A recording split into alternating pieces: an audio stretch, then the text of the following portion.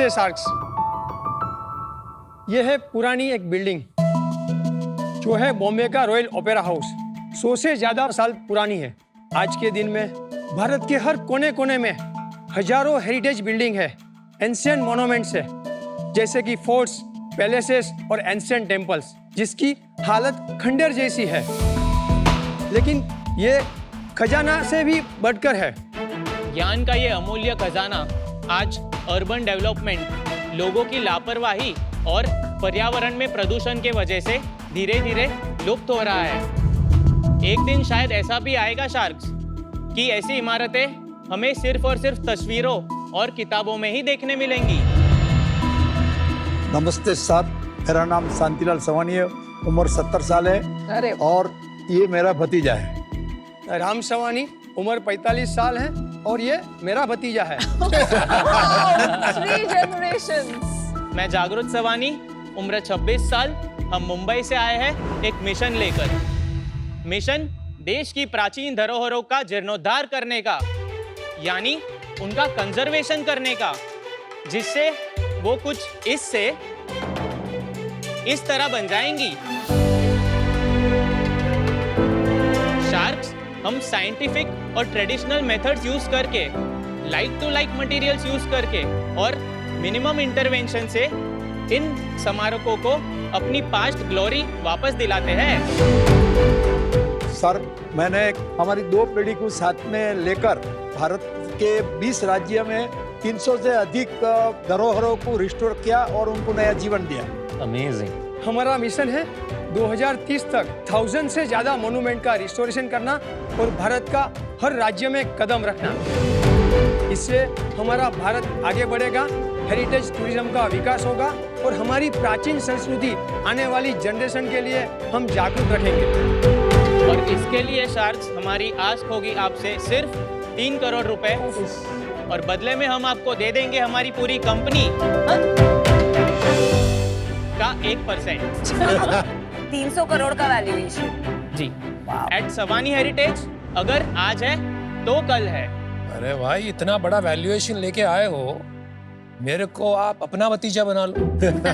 चाचा, भतीजा, भतीजा, एक और भतीजा। आ जाइए सर यहाँ पे नेक्स्ट। आ जा। आपको उसके लिए पहले रिस्टोर करना पड़ेगा, आप हेरिटेज प्रॉपर्टी हो। सवानी जी, राम और Jagrit, welcome to shark tank India season 4। Thank you.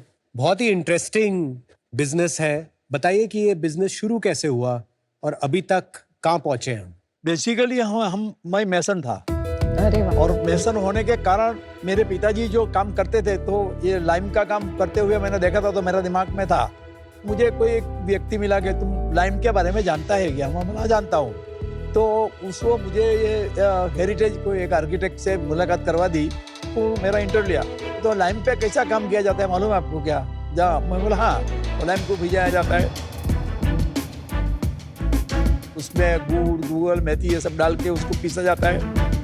वो चक्की बना के पीसते थे और वो उनका मसाला बना के लगा देते, और वो मसाला एकदम 1200 साल तक कुछ प्रॉब्लम नहीं आता था, ऐसा मकान बनता था। ऐसा मेरा पिताजी से मैंने सुना था। तो फिर मैंने ये लाइन में आया और वो लोग ने मुझे काफ़ी रिस्पेक्ट देके, कुछ मुझे नहीं आता था वो सिखाया, और 95 में सवानी हेरिटेज कंजर्वेशन चालू किया। और पहला प्रोजेक्ट क्या था सवानी जी जो आपने किया था? हैदराबाद में सर रोनाल्ड रोस, जिन्होंने आदमी को मच्छर काटने से मलेरिया होता है, वो रिसर्च किया था 97 20 अगस्त को। उसको 100 साल पूरा हुआ था। पूरे वर्ल्ड के लोग आया था, वो मकान को रिस्टोर किया था। अच्छा। हाँ। अच्छा राम जी, आपका क्या बैकग्राउंड है? मैं सिविल इंजीनियर हूँ। कहाँ से आपने सिविल इंजीनियरिंग करी? मैंने Sardar Patel college of engineering. और आप पहले से काम करते थे सिविल इंजीनियरिंग के पहले? तो मैं ज्वाइन हुआ 2005 में। और आपके जो भतीजे हैं वो कब ज्वाइन किए कंपनी में? मैं इसी साल 2024 में मैंने ज्वाइन किया। और आपका क्या बैकग्राउंड है जागरूक? मैंने बीटेक इन सिविल इंजीनियरिंग किया सेम कॉलेज से, और फिर मैं 5 साल यूनाइटेड स्टेट्स गया। 2 साल मैंने मास्टर्स डिग्री की in construction engineering and management. कहाँ पे की डिग्री? Purdue university Indiana. एक बात बताइए, मैं जैसे पढ़ाई की थी एक जगह से, IIM अहमदाबाद, वहाँ पे एक आर्किटेक्ट थे लुई कान, जिन्होंने 1960 में बहुत सुंदर एक आर्किटेक्चर बनाया था। इंस्टीट्यूट ने सोचा कि अब हम रिस्टोर करेंगे। तो वो एक 3 साल लंबा प्रोजेक्ट चला। पर उसमें सारे एलुमनाई ने रिबेलियन कर दिया क्योंकि रिस्टोरेशन में वो जो ओरिजिनल एक बात होती है वो बदल जाते हैं एंड वो बिल्डिंग की जो सोल होती है वो सेम नहीं रहती। तो कैसे आप मेक श्योर करते हैं कि आप वो प्रिजर्व कर पाए? सबसे पहले तो विक्रम साराभाई लाइब्रेरी जो IIM का Yeah. हमने रिस्टोर किया है और जिसके लिए यूनेस्को अवार्ड भी मिला हुआ है। Oh, well done. इसका कंजर्वेशन 2 तरीके से होता है। एक स्ट्रक्चरल कंजर्वेशन, जैसा ओपेरा हाउस थिएटर है, काफ़ी डेंजर कंडीशन में था, उसको हमने स्ट्रक्चरल स्ट्रेंथनिंग किया। उसके साथ साथ बहुत सारा फ्रंट में आर्ट वर्क है जो लाइमस्टोन में था। कुछ स्टेच्यूज का भी अगर आप उसका पेडिमेंट देखेंगे तो उसका बहुत सारा पार्ट जो है वो मिसिंग था, वो टूट गया था। तो हमने वापस वो सेम लाइमस्टोन से उसको रिस्टोर किया और जहाँ जहाँ पे मतलब अलग अलग टेक्नोलॉजी, डचमैन रिपेयर है, कुछ लाइम प्लास्टर है, स्टेनलेस स्टील का स्टिचिंग मैं है। वैसे गया हूँ 2-3 बार एंड आई मस्ट से कि बहुत बहुत बेहतरीन काम किया। नाउ वेदर उसकी मेंटेन है कि सोल पता नहीं, मैं पहले उस जमाने में तो गया नहीं तो आई डोंट नो दैट। लेकिन अब लगता है कि बॉस मुंबई में अपने कंट्री में एक जोरदार ओपेरा हाउस। तो आप जो है एस्थेटिक रीजन के लिए ज्यादा रेस्टोरेशन करते हैं कि मोर लीकेज हो रहा है, प्रॉब्लम्स हो रही है? आपके पास कॉन्ट्रैक्ट्स किस लिए आते हैं, किस कारण की वजह से? दोनों टाइप का आता है। स्ट्रक्चरल कंजर्वेशन एक चीज़ है, दूसरा फसाड रिस्टोरेशन है। Facade is for the aesthetic. हमने बहुत सारा, जैसा राजाबाई टावर बॉम्बे यूनिवर्सिटी का, उसका फसाड रिस्टोरेशन किया। खजुराहो में एक पुराना पैलेस है, उसका हम रिस्टोरेशन कर रहे हैं, वो हेरिटेज होटल के लिए। तो वहाँ पे स्ट्रक्चरल कंजर्वेशन वर्क भी है और लाइम प्लास्टर जो एस्थेटिक पॉइंट ऑफ व्यू, दोनों का कॉम्बिनेशन है। ऐसी कितनी कंपनीज होगी जो रेस्टोरेशन और कंजर्वेशन में स्पेशलाइज करती हैं इंडिया में आपके स्केल? शायद रेयरली मिल सकते हैं। मतलब फिर भी 2-4 कंपनी? 1-2, हाँ, 1-2-3 कंपनी। मैं इसलिए पूछ रहा हूँ क्योंकि हम यूरोप जाते हैं तो वहां पे देखते हैं उनकी बहुत सारी मॉन्यूमेंट ऐसी है 12 महीने रेस्टोरेशन ही चलता है। तो it is a continuous project. यहाँ पर इसका स्ट्रक्चर कैसे है, क्या है, ये समझने की कोशिश कर रहा हूँ उसकी तुलना में। 85 to 90% गवर्नमेंट है, 10 to 15% I can classify private client. Bharat के अंदर बहुत बड़ा एक चैलेंज है कि रिस्टोरेशन के लिए लोग खर्चा कर लेते हैं लेकिन उसका मेंटेनेंस के लिए एकदम सुसुप्त है, वो निग्लिजेंसी होता है। सही है। लेकिन ऐसा भी कुछ प्लस बात बताता हूँ कि जैसा जूनागढ़ में एक ऊपरकोट फोर्ट है, वो फोर्ट हमने गुजरात टूरिज्म के अंडर में रिस्टोर किया। उसके बाद गवर्नमेंट ने हमको मेंटेन और ऑपरेट करने के लिए हमको दिया। अच्छा। और जो रिस्टोर करने के पहले का जो फुटफॉल था उसकी कंपैरिजन में उसका फुटफॉल 4 टाइम्स बढ़ गया। एक साल के अंदर 8.5 लाख लोग ने विजिट किया ऊपरकोट फोर्ट। और एंट्री का फी है कि फ्री है? एंट्री की फीस 100 रुपीज है। तो आप टिकट्स भी कर पा रहे हैं और स्केल भी कर पा रहे हैं। यस। कितना लंबा प्रोजेक्ट था और कितने पैसे लगे इसमें? ये 18 महीना हुआ और ये जो ऊपरकोट फोर्ट है उसको 72 CR का खर्चा हुआ। और उसमें आपका मार्जिन कितना था? 10%। और उससे जो 2-3 करोड़ की साल की आमदनी थी वो 8 करोड़ हो गई। उसमें ऐसा है कि कुछ पार्ट है, हमको गवर्नमेंट को कुछ उसका स्लैब्स है कि इतना यहाँ तक कलेक्शन आएगा तब तक हमारा, उसके बाद गवर्नमेंट को रिटर्न करना है। ओह, तो आपको रेवेन्यू शेयर है क्या कुछ? Yes. मतलब आपको फुटफॉल्स अश्योर करने हैं? Yes. वो पार्ट ऑफ द टेंडर है? यस। Okay, I get. सबसे छोटा प्रोजेक्ट कितना बड़ा होता है और सबसे बड़ा प्रोजेक्ट कितना बड़ा होता है? सबसे छोटा प्रोजेक्ट 2 लाख का था और सबसे बड़ा प्रोजेक्ट जो है अमरनाथ शिव मंदिर है, जिसका मॉडल यहाँ पे लगा हुआ है, जो रिस्टोरेशन के साथ साथ टूरिज्म फैसिलिटीज का काम है। कितने वैल्यू का प्रोजेक्ट? ये है 110 CR प्लस GST। कितने साल का चलेगा ये प्रोजेक्ट? ये 3 साल का प्रोजेक्ट है। सिंस आप बोल रहे हैं कि 85-90% गवर्नमेंट के थ्रू आता है आपका रेवेन्यू, तो एक साल में गवर्नमेंट तकरीबन टोटल कितना स्पेंड करती है रेस्टोरेशन प्रोजेक्ट्स पे? हर स्टेट का अलग अलग होता है, लेकिन मैं महाराष्ट्र का बताऊं हाँ, महाराष्ट्र का तो बताइए। महाराष्ट्र स्टेट आर्कियोलॉजी में जो वर्क चलता है वो मैं समझता हूँ तब तक साल का 200 करोड़ खर्चा करते रहेंगे। तो सब मिला के इनटू 20 टाइम्स इसका टोटल मार्केट स्पेंड होता होगा 4000 करोड़। उससे भी ज्यादा हो सकता है। आज की तारीख में MSRDC जो रोड का काम करते थे वो भी टेम्पल का काम करने लगे। फिर टूरिज्म है, आर्कियोलॉजी है, स्मार्ट सिटीज है, तो सब अलग अलग डिपार्टमेंट्स मिलके बहुत सारा बजट 100% हो सकता है। उसको काउंट करना बहुत डिफिकल्ट है। ठीक है, थोड़ा नंबर्स के बारे में बताइए कि आपका कितना रेवेन्यू है पिछले 3 साल में? लास्ट फाइनेंशियल ईयर्स हमने ग्रॉस रेवेन्यू किया 124.7 crore. Wow, this the largest on shark tank अभी तक? I think so 124 crore gross revenue का अभी तक नहीं आई आया। Don't remember. ओके और उससे पिछले साल 23 110 करोड़। और इस साल का अभी तक कितना हुआ है? इस साल का हमारा इन अकाउंट मोर देन 115 करोड़ हो चुका है। नहीं, हमारा 115 करोड़ के ऑर्डर मिले हैं कि रेवेन्यू रिसीव्ड आ गया, पेमेंट आ गया। पेमेंट आ गया वो ठीक है, वर्क डन इज एक सेकंड, हाँ, वर्क डन इज व्हाट, वही पूछ रहा था। Work done is worth more than 175 crore. नहीं, ठीक है, आप जैसे रेवेन्यू अकाउंट करते हैं उसी के हिसाब से बता दीजिए। 115 अभी तक है, फुल ईयर कितना एक्सपेक्ट करते हैं आप? 301 करोड़। एक सेकंड फिर से बोलते हैं इसका। आपने 22-23 का आरओसी में फाइल किया, Yes. तो 110 करोड़ फाइल किया रेवेन्यू। यस 23-24 में अभी 124 करोड़ फाइल किया ग्रॉस, आपने। यस। अभी आप जो बोल रहे हो 24-25 में आप जब फाइल करोगे अगले साल, वो 300 करोड़ का रेवेन्यू दिखेगा। More than that. वाई कोई लंबा प्रोजेक्ट आता है? 850 करोड़ के वर्क ऑर्डर्स है हमारे पास। उसमें से सारे रनिंग नहीं है क्योंकि कुछ कुछ प्रोजेक्ट्स अलग अलग फेजेस में होते हैं। लास्ट ईयर आपके पास कितने वर्क ऑर्डर थे जिसका 100 करोड़ रेवेन्यू ट्रांसलेट हुआ? 450 के आसपास रहेंगे। अभी आपके पास डबल कैसे हो गए? क्या किया आप? यस क्योंकि दो बड़े प्रोजेक्ट हैं। एक अमरनाथ का प्रोजेक्ट है जो लास्ट ईयर मिला, लेकिन जो वर्क है लेट चालू हुआ। और हमारे पास क्षेत्र महाबलेश्वर का जो प्रोजेक्ट है जस्ट इलेक्शन के पहले मिला, 125 करोड़ का है। अगर जीएसटी के साथ पकड़ते हैं तो 250 करोड़ का तो हमारे पास दो प्रोजेक्ट का वैल्यू हो जाता है। प्रॉफिट कितना रहा है हमारा पिछले Okay, 3 साल में? हमारा इस साल का 7.5% था। ये पैट है? पैट है। पैट है। उसके पहले 9% था और उसके पहले भी 9% था। और इस साल कितना चल रहा है? ये साल मुझे लगता है कि 12-15 के बीच में आएगा।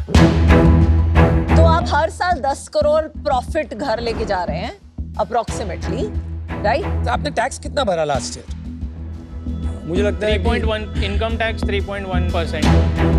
आपके रिसीवेबल्स क्या है? बिकॉज गवर्नमेंट कॉन्ट्रैक्ट्स है, Yes. कभी कभी देरी हो जाती है पैसे मिलने में, एवरेज 15 दिन से लेके 2 महीना पकड़ के चल सकते लेकिन हैं। 2 महीने से ऊपर नहीं है। नहीं, पर आपने तो बोला कि 175 करोड़ का आपने काम किया हुआ है, जिसमें से 115 करोड़ इस साल का पेमेंट आया हुआ है, तो आपका 60 करोड़ आउटस्टैंडिंग है। यस उसके हिसाब से आपका रिसीवेबल 3 महीने का बनता है अराउंड, बेस्ड ऑन 300 करोड़ का रेवेन्यू।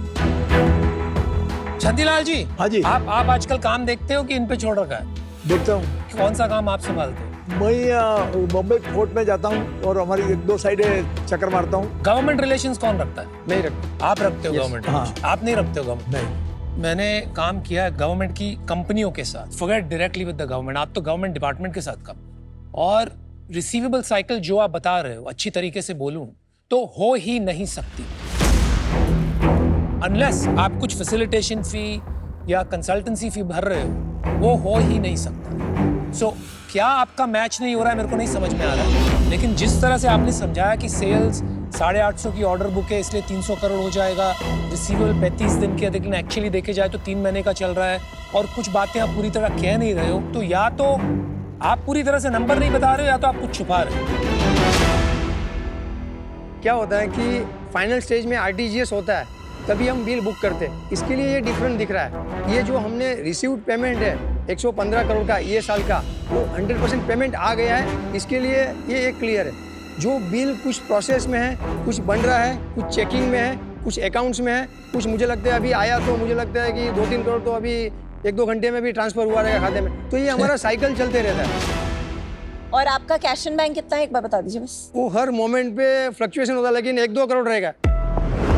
एंड आपने हर साल मतलब पैट 7-8 करोड़ का मिनिमम बनाया है पिछले 4-5 साल, तो ऐसा क्यों नहीं है कि आपके बैंक में 30-40 करोड़ पड़े? गवर्नमेंट प्रोजेक्ट्स लेते हैं तो हमको सिक्योरिटी डिपॉजिट जमा करना पड़ता है। तो वो कितना है टोटल? 5% भी रहेगा, 2% भी रहेगा। टोटल लास्ट ईयर कितना था? डिपॉजिट मुझे लगता है 35 CR के आसपास रहेगा। और आपने अभी तक कोई डिविडेंड किया है कुछ अपने आप के लिए या फिर कुछ प्रमोटर के लिए रिटर्न्स लिए हैं कंपनी से? नहीं, हमारा फ्यूचर में आईपीओ के लिए प्लान है, तो डायरेक्शन में हम तो सोच रहे अभी आपने कोई डिविडेंड अपने आप से, तो आप लोग सिर्फ सैलरी लेते हैं इतना ही? सवारी जी, राम और जागृत, ये इस बिजनेस में मैं तो शायद आपकी कोई भी मदद नहीं कर सकता। ये एक स्पेशलाइज्ड कंस्ट्रक्शन रेस्टोरेशन बिजनेस है। मेरा उद्देश्य है यंग स्टार्टअप फाउंडर्स जिनके पास पैसों की भी कमी है, मेंटरशिप की कमी है, एक्सपर्टीज की कमी है, नॉलेज की कमी है, उनको सपोर्ट करना। आपके पास सब कुछ है इसमें से। तो आज मुझे नहीं लगता है कि मैं सवानी आपकी कंपनी के साथ जुड़ पाऊंगा। Thank you. मैं भी कुणाल से सहमत हूँ। मुझे लगता है I am not a good partner for you is because मेरा favourite concept in business is opportunity cost. मुझे लगता है कि this 3 crores of mine I can maybe help 4 या 5 फाउंडर्स जिन्हें ज्यादा मैं हेल्प कर पाऊंगी विद माई एक्सपर्टीज एंड जिन्हें ज्यादा जरूरत है। And for that reason proud of you, wish you the best, but I am out. Thank you Namita. आजकल जो है एक वो परसेप्शन बना है कि शार्क टैंक में जनरली सिर्फ वो जो high tech new generation startups हैं उन्हीं की जगह है। मुझे लगता है भारत की जो एसएमई इकोसिस्टम है वो एक बहुत इंपॉर्टेंट बैकएंड है और वो भी उस तेजी से बढ़ सकती है जिस तेजी से स्टार्टअप्स बढ़ते हैं या उससे थोड़ा कम, बट स्टिल गुड इनफ। आप उस इंडस्ट्री को डेमोन्स्ट्रेट करते हैं, तो मुझे लगता है कि शार्क टैंक दोनों के लिए, स्टार्टअप्स के लिए भी है और ग्रोइंग एसएमईज के लिए भी। मैं आपको ऑफर देना चाह रहा हूं 1 करोड़ का इक्विटी इन्वेस्टमेंट 1% के ओनरशिप के लिए, 2 करोड़ रुपए डेट लाइन 10% पर एनम के इंटरेस्ट पे। पर ये डेट लाइन है तो आप जब ड्रॉ डाउन करेंगे तब से आप उसके बारे में पे करेंगे। 3 साल के टेनर के लिए होगा। हम लोग का काफी समय से फोकस रहा है हेरिटेज होटल डिवीजन की तरफ हम काम करें, तो मुझे लगता है कि इससे आपका प्रॉब्लम सॉल्व होगा कि 85% गवर्नमेंट बिजनेस थोड़ा प्राइवेट साइड में बढ़ेगा और हमारे लिए बेनिफिट होगा कि हम एक अच्छे स्ट्रेटेजिक पार्टनर मिलेंगे जो इस तरीके की इंफ्रास्ट्रक्चर को स्केल कर पाएंगे। कंग्रेचुलेशंस राम, जागृत एंड शांतिलाल जी, आपको बहुत अच्छी ऑफर मिली है। आई थिंक इसमें इन्वेस्टमेंट रेज करना मुझे लगता है थोड़ा रिस्की होगा। इसमें मैं जितना भी मैथ करूं 35 crore deposit plus 50-60 crore receivables, around at any point of time 80-90 crore का कैपिटल एम्प्लॉयड रहेगा इस बिजनेस में। एंड जो आप प्रॉफिट बना रहे हैं 6-7 करोड़ का, तो मतलब इफेक्टिवली 6-7-8% रोसी की कंपनी है ये। जिस इन्वेस्टमेंट में हम जाते हैं generally as angel investing, generally return on capital employed कई ज्यादा होता है, 15-16% के ऊपर रहता है। तो मैं आज आपके साथ इसमें नहीं जुड़ पाऊंगी, but I wish you the best, keep up the great work. Thank you Vinita. मैं भी कहूंगा कॉन्ग्रेचुलेशन सर, आपको दिल से सलाम शांतिलाल जी, इसलिए भी क्योंकि मुझे आपको मिलकर मेरे पिताजी की याद आई। मैं आपको कहता हूँ क्यों। वो उन्होंने काम शुरू किया था तो 100 रुपए की नौकरी करते थे और उन्होंने इतनी मेहनत की कि 7 पीढ़ियों के लिए धन बना लिया। और वही आपने किया है, आपने 7 पीढ़ियों का फ्यूचर बना दिया। तो कॉन्ग्रेचुलेशंस ऑन दैट। लेकिन प्रशंसा यहाँ रुक जाती है।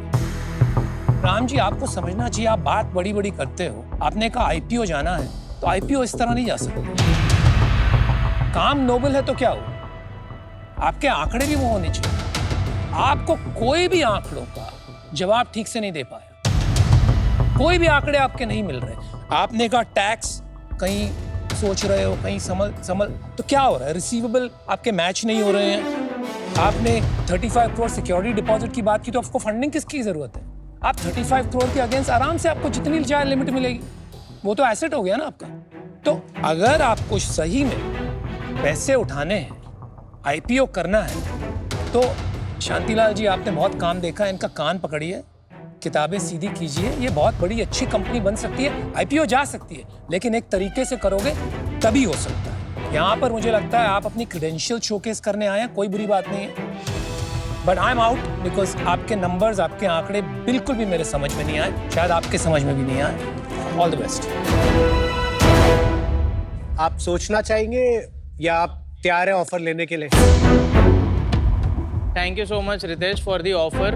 हम डेप्ट का जो आपने पोर्शन बताया उससे हम 100% अग्री करते हैं, लेकिन इक्विटी जो है हमने वैल्यूएशन 300 करोड़ हो ना हो, लेकिन 250 करोड़ तो होगा ही हमारा इस साल का। तो आई थिंक अगर 200 करोड़ के वैल्यूएशन पे अगर आपको मंजूर है, 1 crore for 0.5% equity.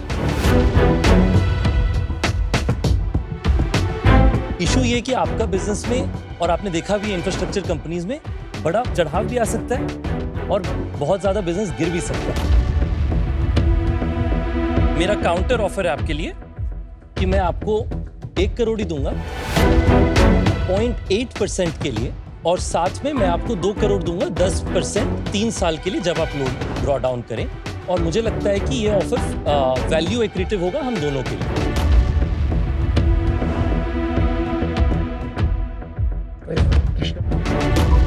Okay Ritesh, so deal पक्की। Congratulations. हाईएस्ट रेवेन्यू डील है आज तक की शार्क टैंक की।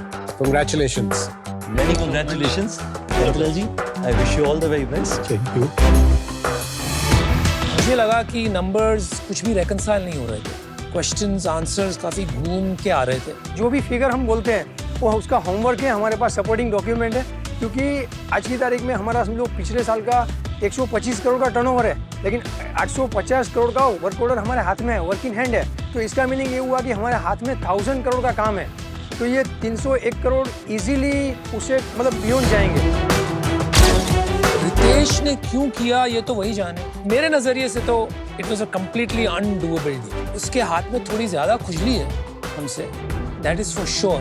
अब कैसे जो सबसे बड़ी प्रॉफिट और सबसे बड़ी रेवेन्यू की डील है उसको लेकर के अनहैप्पी हो सकता है, मैं तो उसको लेकर के बहुत हैप्पी हूँ। मुझे उन फाउंडर्स के साथ भी काम करने में बहुत मजा आया। Thank you.